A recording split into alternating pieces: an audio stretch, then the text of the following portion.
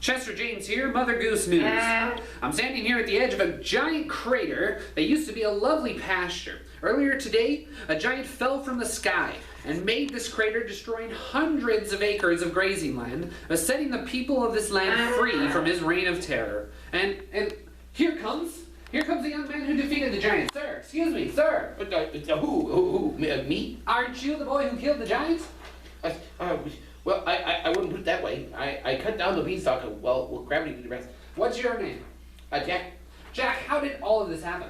Well, it started when I traded our cow for a bag of magic beans, and the cow was the last thing my family owned, and then my mom kind of got mad and she threw him out the window.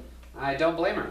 Well, neither do I. But the next thing I know, those beans grew into a giant beanstalk, and so I did what anyone would do. I climbed it. All the way? All the way to the clouds, when I found a giant castle inhabited by a giant. Now, I understand this giant had terrorized your village for some time. Oh, yeah, he used to stomp on our houses and squash our homes. Why, he even stole this beautiful goose that laid golden eggs for my grandma. That's your goose? Yep. And it lays golden eggs?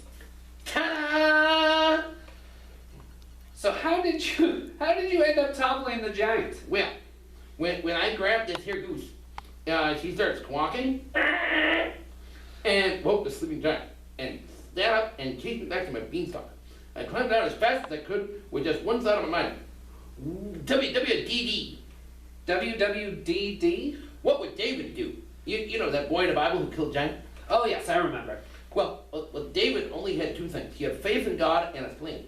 And I had the faith, but I didn't have a sling. So as soon as I got down to the bottom, I spotted my grandpa's axe. So I said a little prayer and started chopping. You know, Jack, a lot of people would say that story about David and the giant is a fairy tale. But I think we've seen here today that a boy who trusts God no matter what can do anything. This is Chester James from Mother Goose News. Good night.